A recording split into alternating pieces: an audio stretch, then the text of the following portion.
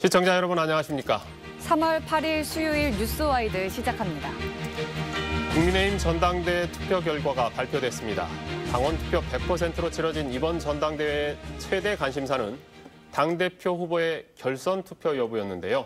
김기현 후보가 결선 투표 없이 1차 투표에서 당선을 확정지었습니다. 네, 오승용 킹핑 정책 리서치 대표 김섬남 변호사와 함께 자세한 얘기 나눠보겠습니다. 안녕하십니까? 안녕하세요. 예, 오승용 대표님. 일단은 김기현 후보 52.93% 결선 투표 없어졌습니다. 결과 어떻게 보십니까? 일단 예상했던 대로 1차에서 끝났는데요. 김기현 후보가 52.93% 득표로 당대표에 선출이 됐지만 사실 김기현의 선출이 아니라 이건 이 국민의힘의 당의 주인이 누구인가, 결국은 대통령 윤석열의 당이다라는 것을 공식화한 그런 의례였다라고 저는 보고 있고요.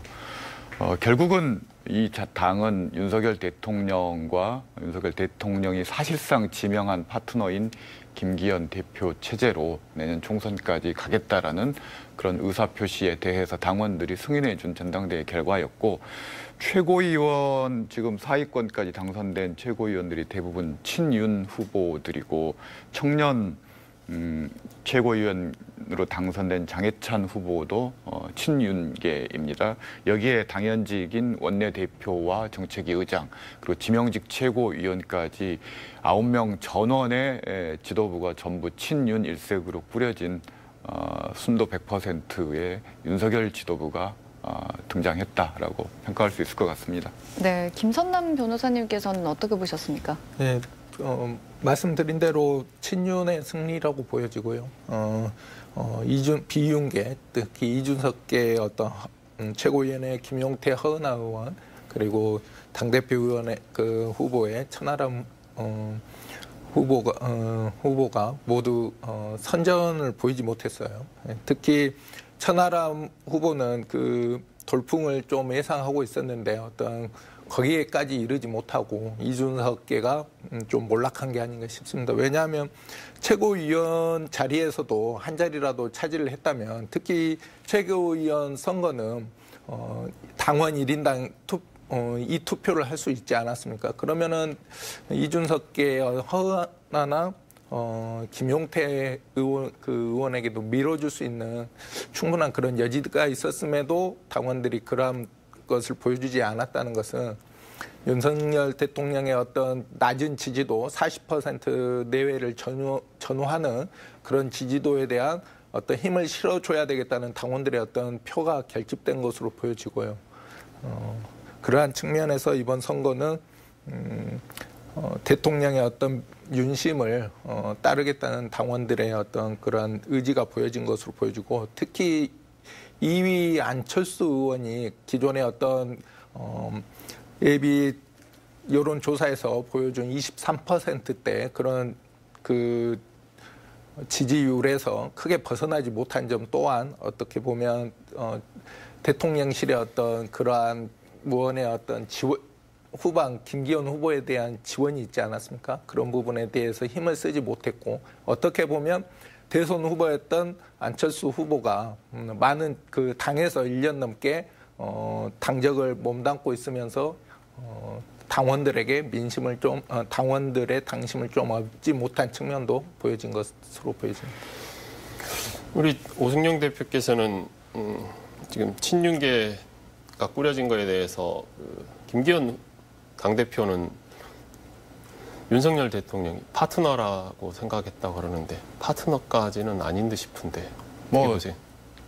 공식적으로는 이제 그렇게 표현을 해야 될 것 같고요. 제 개인적인 의견을 물으신다면 바지 사장 정도로 표현할 수는 있을 것 같습니다. 조금 방금 했던 얘기에 좀 덧붙이자면요. 안철수 후보 23.37% 얻었는데 이 결과 보면서 제가 문득 들었던 생각이 부자 망해도 3년은 간다라는 건데, 마지막 남은 본인의 자산을 이번 전당대회에서 전부 소진한 것이 아닌가라는 그런 생각이 듭니다. 그래서 또 안철수 의원에게 어떤 다른 정치적인 기회가 일 수 있을지 매우 좀 비관적으로 볼 수밖에 없을 것 같고요. 우리 변호사님께서 잘 지적을 해주셨듯이 이 최고위원 선거는 김용태, 허나 이른바 이준석계 후보들이 두 후보 모두 떨어졌는데 사실 사위권에 들기 위해서는 소수파의 전략은 항상 연합의 전략을 취할 수밖에 없는 건데 마지막까지 후보 단일화를 하지 않고 각계약진했던 것이 아마 결정적이었던 것 같고 또 천하람 후보의 경우 이건 저는 전략의 실패다라고 보고 있습니다. 물론 이제 이번 전당대회가 기본적으로 윤석열 대통령이 당의 주인이라는 걸 공식적으로 승인하는 전당대회이긴 하지만 초기 출발은 괜찮았습니다. 윤핵관 심판 선거로서 이번 전당대회를 규정을 하고 적과 동지를 명확하게 구분했다라는 것은 좋았는데 비유를 하자면 이런 거죠. 애기를 목욕시켰는데 목욕물만 버려야 되는데 애까지 버리는 실수를 했다라는 겁니다. 그게 어떤 거냐면 윤핵관을 비판해도 윤석열 대통령까지 비판하면 안 되는데 당원 100% 선거에서 대통령 비판에 진심인 후보가 천하람 후보였다라는 거죠. 그럴 경우 과연 아무리 대통령이 마음에 안 드는 부분이 있다 하더라도 국민의힘 당원들이 그걸 승인할 수 있을 것인가? 이게 첫 번째인 것 같고요. 두 번째 이제 이준석의 그늘이 갈수록 짙어졌다라는 겁니다. 특히나 이준석 전 대표가 전당대회 국면에서 이슈메이커로 하면서 상대적으로 천하람 후보의 존재감이 지워졌고 특히 대통령을 엄석대에 비유했던 우리들의 일그러진 영웅에 나왔던 주인공 엄석대에 비유하면서 이런 어떤 그 당내의 거부감을 유발했던 부분들이 아마 천하람 후보의 막판 어떤 이런 이 하락세를 좀 부추겼던 측면들도 있는 것 같습니다.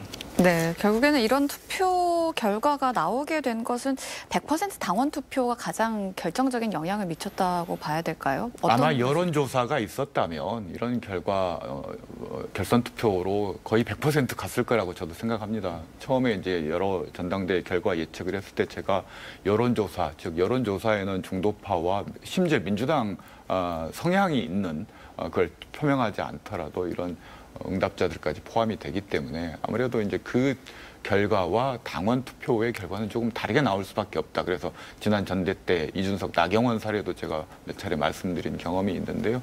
그런 것들이 반영이 된 거다. 당심과 그러니까 당심은 어찌 됐건 팔이 안으로 굽을 수밖에 없는 심리 구조를 가지고 있는 상황이어서 이런 어떤 구조적인 특성들이 이번 전당대회 결과에 그대로 반영이 됐다라고 봅니다. 네, 사실 뭐 이번 투표율을 최고치를 이제 경신하지 않았습니까? 이것을 두고 이제 누구에게 더 유리할 거냐라는 이제 말들이 많았었는데 결국에는 김기현 후보에게 유리했다 이렇게 봐야 되겠죠.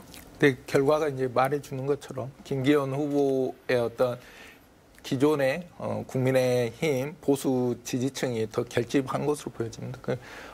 이게 모바일 투표도 47% 정도에 이르지 않았습니까? 그럼에도 불구하고 이 정도 성적이 나온 것은 김기현 후보에 대한 그 윤심에 대한 당원들의 어떤 충성심이 좀 높은 것으로 보여지고 특히 이 투표 결과에서 보면은 안철수, 천하람 후보는 기존에 했던 어떤 여론조사 부분에서 크게 바뀌지 않았는데 황교안 후보의 어떤 지지율이 한 2, 3% 정도가 아마 김기현 후보 측에 좀 몰리지 않았나. 그리고 그동안 무응답으로 응했던 지지층에서도 어떤 그러한 투표에 적극적으로 나서지 않았나 이런 점이 보여지고 있습니다.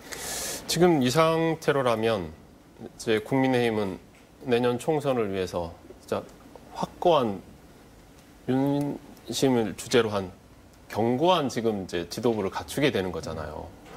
반면 지금 민주당은 이번에도 체포동의안 때도 드러났지만 금이 가고 있는, 균열하고 있는 상황이라고 하면 어떻게 보세요? 이 여야의 큰 판세를 보면.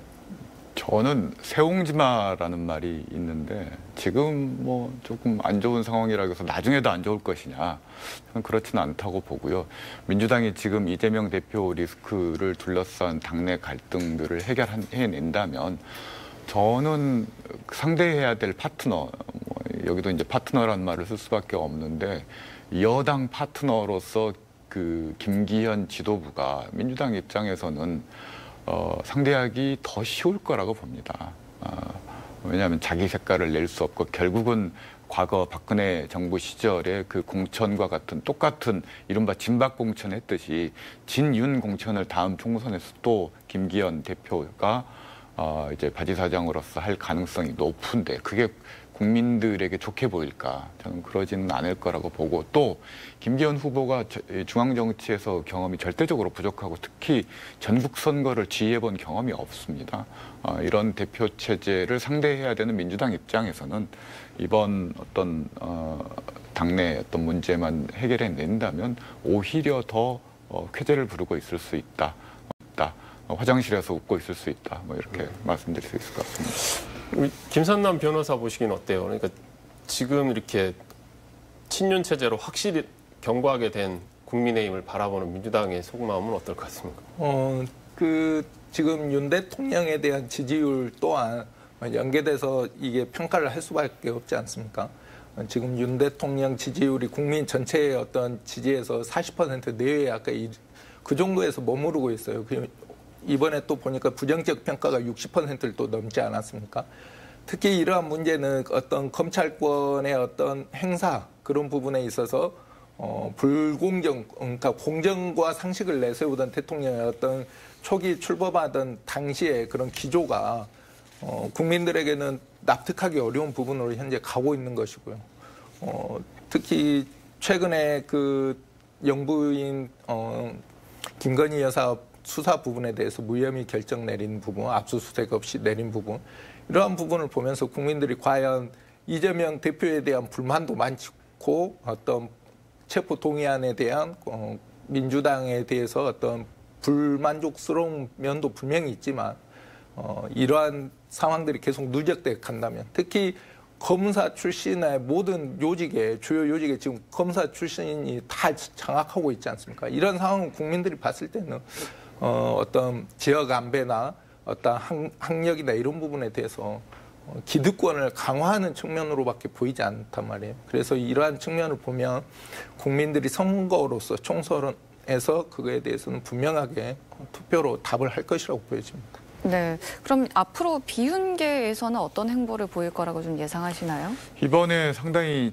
치명타를 입었다라고 볼 수 있을 것 같은데요. 이제 구유승민계라고 할 수 있는 정미경 후보도 탈락을 했고요. 이준석 직계인 김용태 후보도 탈락을 했고, 그 다음에 허은하 후보 이른바 비주류라고 할 수 있는 후보들이 대거 전부 다 탈락해버린 상황이고 천하람 후보 역시나 10% 중반 겨우 턱걸이를 한 상황이라는 겁니다.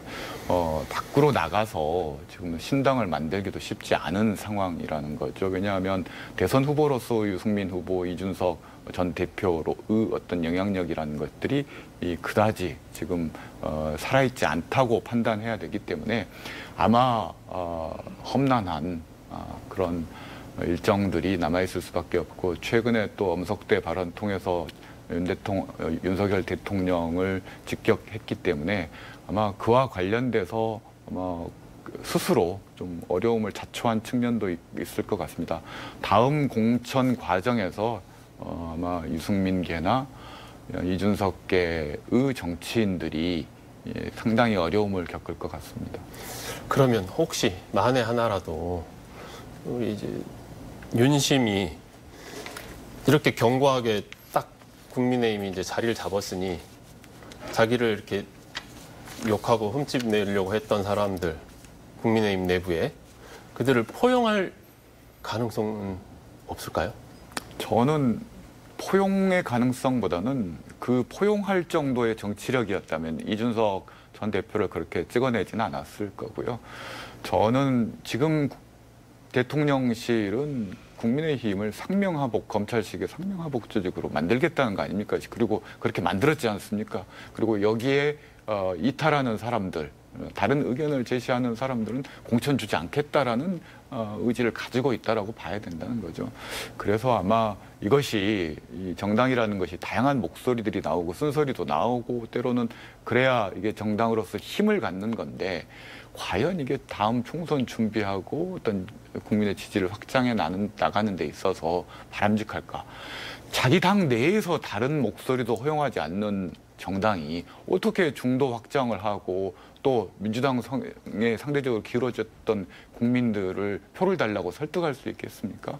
저는 아마 총선 과정에서 지금의 이 기쁨이 총선 과정에서 상당히 큰 고난과 어려움으로 갈 수 있다. 이렇게 봅니다. 오 대표께서는 그러면 그들만의 잔치일 수 있다라고 보시는 건가요? 네, 100% 그렇게 보고 있습니다. 우리 김선남 변호사는 어떻게 보세요? 이게 지금 포용할 수 있을까요? 비윤계를? 지금까지 행보를 보면 1년여 동안의 행보를 보면 그 포용이 쉽지 않아 보입니다. 특히 야당 대표인 이재명 대표에 대한 어떻게 보면 대통령 선거에서 경쟁자이면서도 서로 비난하고 다투었지만 결과가 나왔고 거기에 대해서 상대를 또 존중할 수 있는 그런 부분도 필요한데 적으로만 규정을 하고 지금까지도 이렇게 끝까지 조사해서 처벌을 시키겠다 이런 의지가 강하지 않습니까? 처음부터 적이나 내 편이 아니다 이렇게 생각을 하면 끝까지 그런 부분에 대해서는 책임을 묻겠다 그런 그런 생각이 있으신 것 같고 그런 것이 어떻게 보면 그동안의 그 직업에 그런 영향을 많이 받지 않았나 그런 부분은 특히 고려할 수밖에 없을 것 같습니다.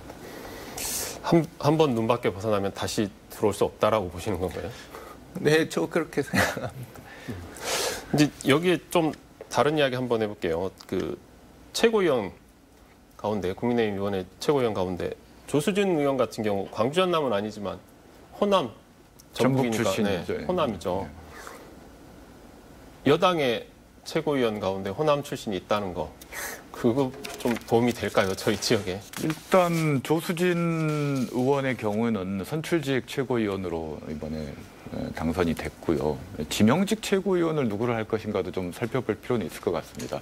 혹시 이 과정에서 조수진 최고위원이 당선이 되긴 했지만 호남 출신을 배려할 가능성도 배제할 수는 없기 때문에 그런 부분들에서 지역의 인사 중에 깜짝 발탁 이런 부분들도 좀 조심스럽게 기대해 볼 만한 그런 상황인 것은 사실인 것 같고요.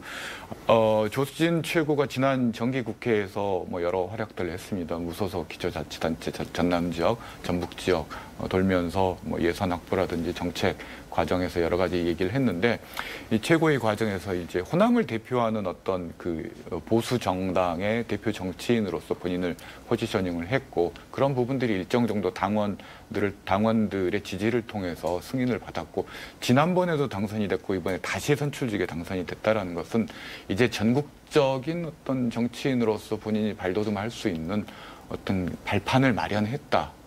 그런 측면에서 호남 자치단체들도 이 채널들을 어떻게 하면은 사장시키지 않고 활용할 것인가의 문제는 정치적인 어떤 이념이나 이런 걸 떠나서 어떤 민생을 살린다는 측면에서는 이 부분들을 좀 고려할 필요는 있다고 봅니다.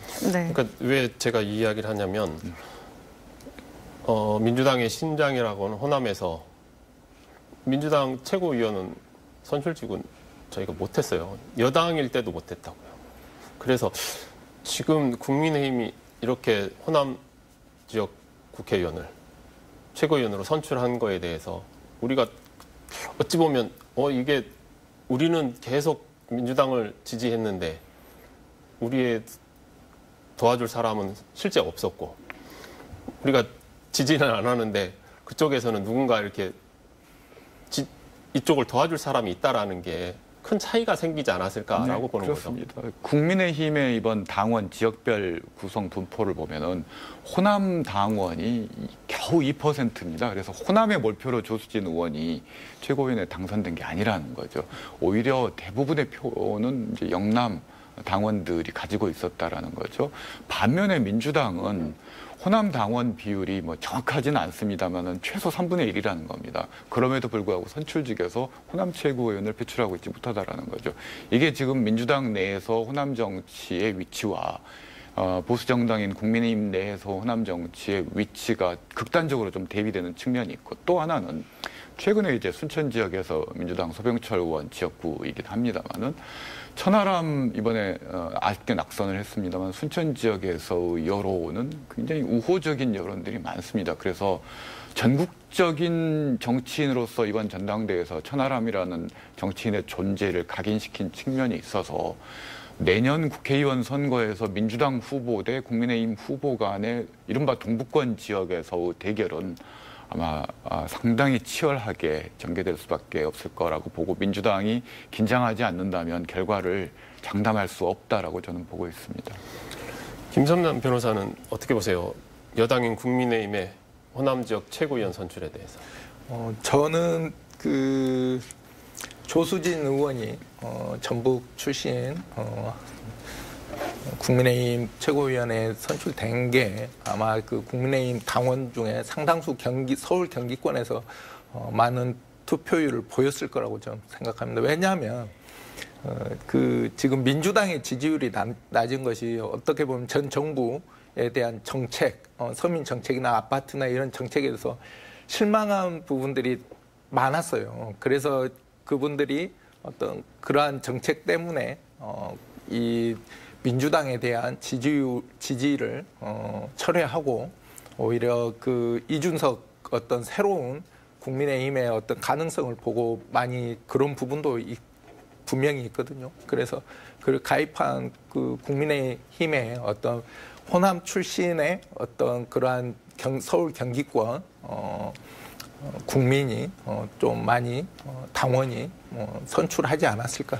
이번 전당대회라면 그 설명이 좀 설득력이 있는데요. 2021년 전당대회 때도 조수진 당시 의원이 최고위원 1위로 당선이 됐습니다. 그때는 33만 명 정도의 당원을 가지고 있었는데 절반 이상의 영남 수도권도 많지 않았던 때입니다. 이번처럼 이제 수도권 충청에서 신규 당원들이 대거 유입돼서 그런 결과가 나왔다면은 설득력이 있지만은 예전 2021년 전당대회를 설명하기가 조금 애매하다라는 그런 문제는 있는 것 같습니다. 네, 이제 좀 다른 이야기 해보겠습니다. 윤석열 대통령은 어제 국무회의에 이어 오늘 국민의힘 전당대회 앞에서도 국민을 약탈하는 이권 카르텔에 맞서 단호하게 개혁을 실천해야 한다고 강조했습니다. 이권 카르텔, 이 용어는 윤석열 대통령이 자주 쓰는 용어인데 이권 카르텔이 도대체 뭘까요? 일단 카르텔이라는 용어는 경제학에서 나오는 용어인데 그 사용하기 나름이고 워낙 그 뜻이 넓어서 어떤 맥락에서 사용하고 있는지 정확하게 짐작하기는 어렵습니다. 제가 알기로는 이제 윤석열 당시 검찰총장 마치고 정치 대선 후보 출마 선언을 재작년 2021년 7월 말경에 했던 걸로 기억한 그때 아마 이 이권 카르텔 현 정권 문재인 정권을 얘기를 하는 거죠. 현 정권이 이권 카르텔에 의해서 어떤 부당한 관행들이 이루어지고 있다. 이런 발언들을 한 이래로 계속 이 이권 카르텔이라는 용어를 좀 선호하는 것 같습니다. 그래서 본인이 어떤 이 적폐라고 규정하고 고치려고 하는 대상에 대해서 이권 카르텔이라고 일종의 낙인 찍기를 하고 있는 그런 개념이다라고 보시면 될 것 같습니다. 그러니까 이전에 적폐라고 불렀던 것이 이제 단어가 틀려서 이권 카르텔이 된 것 같은데. 그렇습니다. 네. 그러면 계속 이야기 나오는 게 지금 이제 노조 이야기도 계속 나오잖아요. 그리고 최근에는 69시간 최대 근로 가능하게 하는 그런 부분들에 있어서 왜 그런 부분들을 계속 노조나 이런 쪽 이권 카르텔이라고 보는 걸까요? 우선 두 가지를 상상해 볼 수 있는데요. 첫 번째는 정말 윤석열 대통령이 이 노동 문제가 심각하다고 생각해서 그렇게 할 가능성이 하나이고요. 또 하나는 그렇지는 않지만 지금 당장 국회에서 입법이 아니라 행정 조치를 통해서 이른바 이 문제를 시정하건 혹은 입장에 따라서 손봐줄 수 있는 대상이 노동조합일 수 있다라는 겁니다. 여러 가지 행정권을 동원해서 그래서 국회라는 어떤 관문을 거치지 않고 쉽게 그리고 어떤 중도층의 지지까지 같이 얻을 수 있는 일거양득, 양수겸장이라고 할 수 있는 게 노동조합의 어떤 관행에 대해서 손을 대는 것이고 그걸 이권 카르텔이라고 하면서 나름대로 이제 다른 교육이라든지 연금 개혁의 어떤 정당성까지 확보하려고 하는 그런 포석인 것 같은데 정확한 건 제가 윤석열 대통령 머릿속을 들어가 보지 않아서 정확한 건 모르겠습니다. 네, 앞서서 그 윤석열 대통령께서 이제 뭔가 내 사람이 아니다라고 이제 밖으로 밀어내면 다시 포용할 마음이 없어 보인다라는 취지의 이야기를 해주셨었잖아요. 그렇게 보면 사실 이 노조라는 집단은 대화를 하고 타협을 해야 하는 존재인데 그렇게 갈 수 있을 상황으로 보여요. 지금 적폐 세력이나 이권 카르텔의 용어를 쓰는 거 보면 어떻게 생각을 하십니까? 그러니까 윤 대통령이 대통령이 개혁의 3대 축으로 노동, 연금, 교육을 꺼내지 않았습니까? 그중에 제일 먼저 칼을 빼든 게 노동 개혁 쪽에 이제 하는 거고, 어떻게 보면 산업계에서는 노동의 유연성이 없기 때문에 우리나라의 어떤 국가 경쟁, 기업 경쟁력이 떨어지고 국가 경쟁력이 떨어진다고 이렇게 그런 시각에서 보고 있는 것 같습니다. 그리고 거기에 축으로는 양대 노총의 어떤 그러한 확고한 그러한 기득권이 자리 잡고 있다고 보고 있는 것 같고요.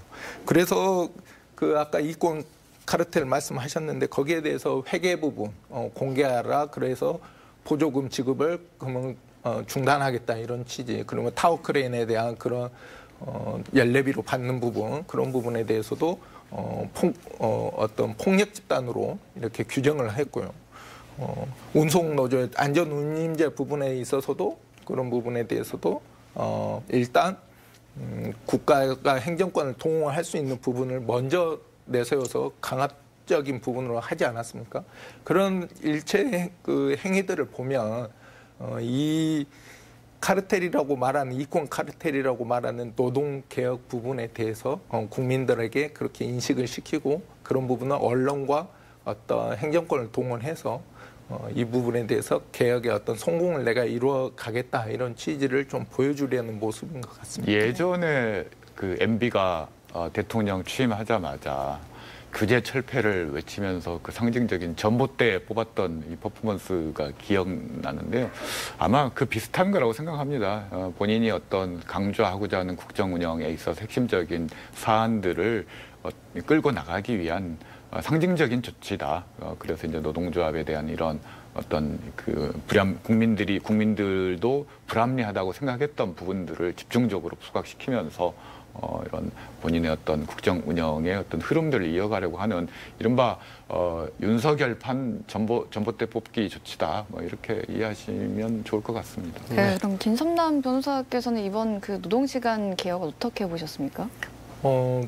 이제 정부에서 이제 내세우고 있는 것은 근로시간 유연제, 주 52시간 근로시간을 유연하게 적용하겠다는 이런 취지를 내세우고 있고요. 최대 주 69시간 근로하고 그다음에 근로시간에 대해서 건강권 보호 그리고 휴식권 보장 이러한 근로시간을 선택해서 근로할 수 있는 이런 부분을 내세웠는데요. 이제 이런 부분에 대해서 이게 완전하지 않다는 겁니다. 여기에 대한 비판도 많이 있지 않습니까? 연속해서 일주일 내에 64시간 동안 근로를 해야 되는 상황이 벌어질 수 있고요. 11시간에 대해서는 휴식 시간을 보장한다고 하지만 그게 하루 종일 일을 하고 퇴근해서 쉬는 부분까지를 포함해서 이렇게 되는 부분들 이런 부분들이 어떤 부족한 부분이 있는 것 같고요.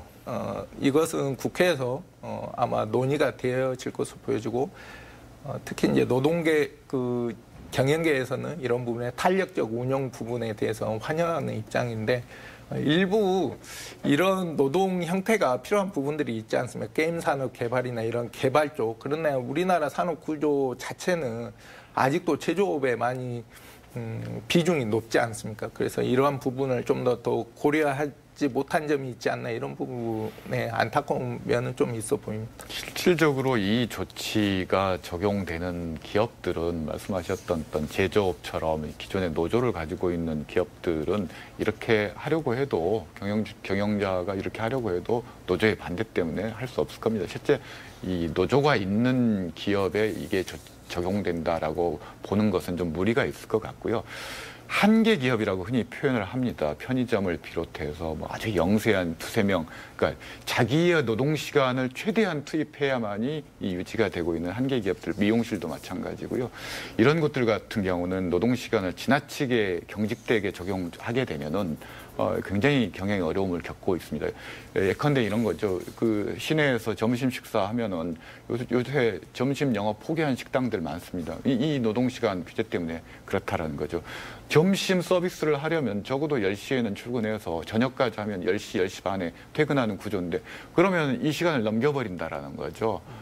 그런 것들이 오히려 어떤 노동자들의 어떤 권익을 보호하려고 했지만 거기에 고용되어 있는 사람들의 일자리를 또는 일거리를 오히려 뺏는 그리고 전체적으로 자영업자들에게 좀 불합리하게 적용되는 측면들이 있어서 아마 이게 적용된다 하더라도 노조가 있는 대규모 사업장에서 이게 문제가 되지는 않을 거고요. 아마 이런 한계 기업들이 주 대상이 된다라고 봐야 될 것 같습니다. 네, 그럼 이렇게 실행이 될 경우에 과로 기준이 있잖아요. 네네, 그 그렇습니다. 부분은 어떻게 되나요? 그러니까 기존의 과로 부분에 대해서 60시간을 넘으면 과로 어떤 사람에 대한 정신적, 신체적인 그런 부분 과로를 유발할 수 있다는 그런 기준이 있지 않습니까? 근데 이게 69시간 이렇게 넘어가면 일을 생산성은 높아질 수밖에 없어요. 왜 그러냐면 성수기 때 기업들이 생산에 대한 것을 주야 공장을 가동해가지고 생산을 하기 때문에 생산성은 높아지고 수익률은 높아갈 수 있습니다. 그러나 거기에서 근무하는 근로자들은 그 집중적인 근로를 해야 되기 때문에 생체 리듬이나 이런 부분이 깨질 수밖에 없어요. 그래서 과로사 부분이 문제점으로 지적되고 있는 것입니다. 네. 두 분과의 오늘 이야기는 여기까지 듣겠습니다. 함께해 주셔서 대단히 감사합니다.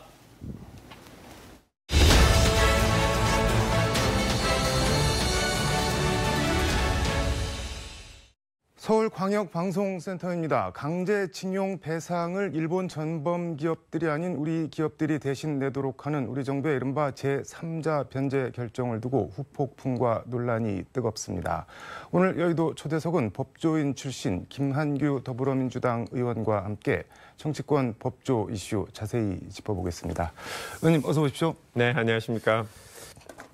정치권에서 많이 알려졌는데 스펙이 어마무시합니다. 보면은 서울대 정치학과 하버드 로스쿨 법학 석사, 사법시험 41회, 김현장 변호사, 뉴욕주 변호사 자격 취득, 문재인 정부 청와대 정무비서가 많은데 지난 20대 때 강남 병에 출마한 걸로 알고 있는데 지금 지역구가 제주 을이네요. 제주랑 무슨 연고가 따로 있으신 건가요? 네, 원래 고향이 제주도고요. 23대째 제주도에 살고 있고. 23대째요? 네, 유치원부터 고등학교까지 다 제주도에서 나왔는데요. 네, 강남과 제주를 오가면서 정치를 하고 있습니다. 네. 강제징용 제3자 변제 정부 결정 얘기해보겠습니다. 이게 우리 대법원 판결 취지는 전범 기업들, 그러니까 미쓰비시랑 일본제철한테 돈 받아서 희생자, 피해자들한테 드려라 이건데 우리 정부가 우리 행정안전부 산하의 재단 만들어서 우리 기업들한테 걷어서 주겠다는 거잖아요. 이걸 합의라고 봐야 될지는 모르겠는데 아무튼 이번 합의 총평에서 어떻게 보시나요? 굴욕적인 결정이죠. 실제로 실리도 명분도 제대로 구하지 못한 결정이라고 생각하는데요. 우리나라 대법원이 일본 강제징용 기업들한테 손해배상을 하라라는 판결 이후에 일본이 수출 규제를 했습니다. WTO 제소도 취하하고 일본 기업의 개인적인 배상도 하지 않도록 하고 결국은 우리나라는 얻는 거 하나 없이 대법원의 판결이 무력화되는 굴욕적인 외교라고 말할 수밖에 없는 것 같습니다. 이게 윤석열 대통령은 한일 관계 정상화를 위한 담대한 결정이다. 그리고 지지율이 1%가 나와도 해야 된다. 이렇게 얘기를 했다고 대통령실이 전화하는데 그럼 그거는 어떻게 보셨나요? 국제적인 외교라는 게 명분이 있어야 됩니다. 근데 이게 과연 우리가 어떤 명분을 갖고 지금 합의를 하고 있는지 저는 이해가 되지 않고요. 지지율 1% 당장에 지금 국민들의 반응도 안 좋을 뿐더러 이건 미래 세대에 대해서도 되게 부담이 되는 일입니다. 이런 식으로 분쟁이 생겼을 때 한국은 이렇게 밀어붙이면 결국은 굴복하는구나. 일단 무엇보다도 우리 국민들의 자긍심이나 자존심에서 너무 큰 상처를 받았거든요. 과연 이렇게까지 해야 될 일인가? 정말 미래를 내다보지 못한 근시안적인 결정이다. 적으로 네. 뭐 양금덕 할머니나 지금 생존해 계신 피해자 세 분 모두 굶어 죽어도 그런 돈 안 받겠다. 뭐 윤석열 대통령은 어느 나라 사람이냐, 일본 사람이냐 이러는데 이분들이 안 받겠다고 해버리면 그게 어떻게 되는 건가요? 청구권이 살아 있는 건가요? 어떻게 되는 건가요? 이게 법적으로 네. 정부가 여러 가지를 고민해서 피해자들이 거부하더라도 네. 공탁의 방법으로 가능하다. 이런 판단 하에 네. 이런 절차를 진행한 것 같고요. 당사자인 우리 피해자분들이 설사 원하지 않는다 할지라도 네. 그 자체가 무효라고 하기는 조금 어렵고. 근데 그래서 말씀하신 대로 뭐 공탁이라고 하면은 받든 맡든 저기다 갖다 놨으니까 뭐 가져가든 말든 당신들 마음대로 이렇게 하겠다는 건가요? 그렇죠.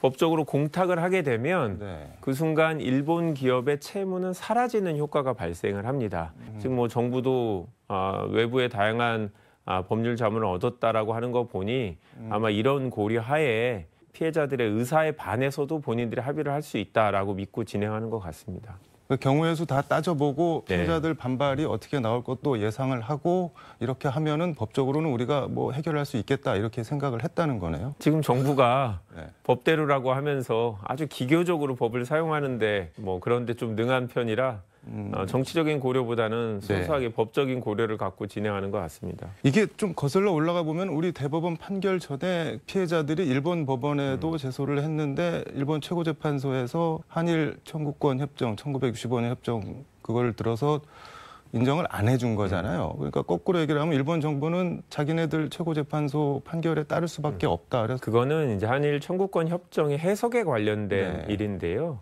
일본은 본인들의 책임을 완전히 면책되도록 이 약정을 네. 만들었다라고 생각을 하는 것 같은데 우리나라 법원은 개별 국민들이 개인적으로 피해를 본 부분, 불법 행위로 피해를 본 부분까지 책임을 묻지 않기로 합의한 건 아니다. 해석을 달리하는 거죠. 네. 일본 기업 입장에서는 우리나라에서 사업을 하고 있다라면 우리나라 법원의 판단을 따를 수밖에 없는 거죠. 국내에도 이분들의 재산이 있거든요. 네, 그러니까 거기에다가 압류를 해서 강제 집행 절차를 진행할 수 있기 때문에 지금 일본이 강하게 반발을 했던 거죠. 네. 이게 한 15년 정도 된 것 같은데 그 소록도 한센인들이 일제시대 때 인권 침해랑 네. 강제 노역에 대해서 그 손해배상 비슷한 취지로 낸 적이 네. 있는데 그때 그 도쿄재판소에서 판결 날 때 제가 한번 취재를 갔었는데 네. 대만이랑 같이 냈었는데 대만 한센 피해자들랑 대만은 이겼고 우리는 졌는데 네. 이게 똑같이 그 1965년 한일 청구권 협정으로 우리는 해소가 됐고 대만은 그런 게 없으니까 줬다 이건데 일본 재판부는 나름대로 그 뭐 자기네들 논리를 우리가 수긍을 하든 안 하든 일관성은 유지하고 네. 있는 것 같은데 이거 뭐 국제사법재판소 같은데 가져가서 좀 뭐 다퉈보거나 그럴 수는 없는 건가요 이게? 안타깝게도 없습니다. 왜냐하면 가면 이 치나요? ICJ 국제사법재판소는 소송 당사자가 국가만 될 수 있습니다. 국가 간의 분쟁의 경우에는 그런 판단으로 이제 국제기구에서 판단할 수 있는데 이거는 우리나라 개인 피해자와 일본 개별 기업 간의 소송이거든요. 이제 그러다 보니까 다른 대안은 이제 없는 건가요? 그러면 정부가 이렇게 결정을 해버리면? 이미 뭐 정부가 그런 판단을 했고 이 피해자분들께서 네. 이 법원에 공탁한 부분에 대해서 무효를 주장하면서 법적 분쟁을 하게 되면 그거는 또 한참의 시간이 더 걸리고 안타깝게도 그런 피해자들의 상황은 바뀌지 않을 것 같은데요. 대외적으로는 해결된 것처럼 보이지만 실제로는 뭐 여전히 분쟁이 남아 있는 거고 저는 과연 이 방법밖에 없었을까 하는 아쉬움은 있습니다. 다른 방법이 이 법원의 판결은 네. 사실은 그대로 놔두면 강제 집행이 되고 일본 기업들의 재산이 매각돼서 변제를 하고 네. 사실은 금액면에서는 일본 기업 입장에서는 아주 큰 게 아니기 때문에 사실은 법은 법대로 그냥 놔뒀으면 해결이 되는 거였거든요. 그래서 어떻게 보면 이 외교 문제라는 거를 꼭 일괄해서 한 번에 다 해결하겠다 이런 방식 이게 미국의 그 트럼프 대통령이 좋아하는 방식인데 사실은 그렇게 실리만이 되는 게 아니라고 저는 생각하고 그런 면에서 우리 윤석열 대통령이 외교나 아니면 우리 국민들의 법감정 이런 것들을 너무 좀 도외시한 게 아닌가 싶습니다. 근데 참모들도 뭐 다 말렸다 그러는데 윤석열 대통령이 내가 다 책임지겠다 하면서 밀어붙였다고 하는데 그렇게까지 해야 될 이유가 뭐가 있을까요? 그런데 저는 윤석열 대통령은 정말 총선에 관심이 있으신 게 아닌가 싶어요. 이거랑 총선에 나쁜 영향 아닌가요? 그러니까 총선이 다가오기 전에 빨리 해결을 하고 싶었던 거죠. 그다음에 지금 우리나라 보시면 무역 수지가 되게 안 좋아지고 있거든요. 이걸 해결하기 위해선 일본 간의 대외 무역을 늘리고 그런 방식으로 선거가 내년 4월 10일이기 때문에 한참 시간이 남아서 그때쯤은 잊히지 않을까. 저는 오히려 선거를 고려한 이런 정치적인 결단이었다고 생각합니다. 지금은 뭐 이렇게 표현하면 그렇지만 냄비 끓듯 하고 있지만 좀 지나면은 그냥 식을 거다 이렇게 저는 그렇게 대통령실에서는 판단했을 거라고 봅니다. 알겠습니다. 이 얘기는 여기까지 하고 김건희 여사 검찰이 삼성전자 고액 뇌물성 전세 계약 의혹, 도이치 주식 저가 매수 의혹, 또 코바나 전시회 협찬 의혹 등등등 다 뭐 연이어서 공소권 없음 또는 뭐 불기소 처분을 했는데 증거 불충분 이거는 어떻게 보셨나요? 저희가 사실 합리적으로 생각해 보면 검찰이 제대로 수사하는 걸 기대하는 게 어렵죠. 자기 검찰 선배인데다가 대통령까지 하고 있는데 그 가족을 어떻게 건드리겠습니까? 사실 지금까지 보면 우리 검찰 출신들의 가족 사건이나 아니면 본인 사건들이 유야무야되는 경우들이 엄청나게 많았거든요. 수사도 사람이 하는 일이기 때문에 본인이 관심 있는 사건에는 엄청나게 수사력을 투입하고 그렇지 않은 사건은 형식적으로 수사를 해서 증거가 없다고 종료하는. 그래서 상설 특검처럼 이런 이해충돌 우려가 있을 경우에 국민들의 불신을 떨치려면 오히려 전공법으로 상설 특검이라든지 객관적인 수사를 할 수 있는 방법을 해야 증명을 해낼 텐데 그 방법은 절대 안 하시는 거잖아요. 이게 뭐든 들여다보고 파면은 나올 거는 있기는 있어 보이는 건가요? 그러면? 지금 아시겠지만 우리나라 검찰이 뒤집어서 뭐가 안 나오는 경우는 없죠. 사실은 뭐 안 그런 사람도 있겠지만 털어서 먼지 안 나는 사람이 없을 뿐더러 실제로 객관적으로 이 코바나 콘텐츠에 대한 코바나에 대한 이 후원이라는 게 윤석열 당시 검사가 중앙저감장이 되고 검찰총장이 되면서 금액이 늘어갔다라는 게 객관적으로 보이잖아요. 이제 그런 것들은 충분히 동기가 무엇냐 기업들을 불러서 물어보고 우리 다른 사건은 분명히 검사들이 그 기업의 다른 문제도 봤을걸요.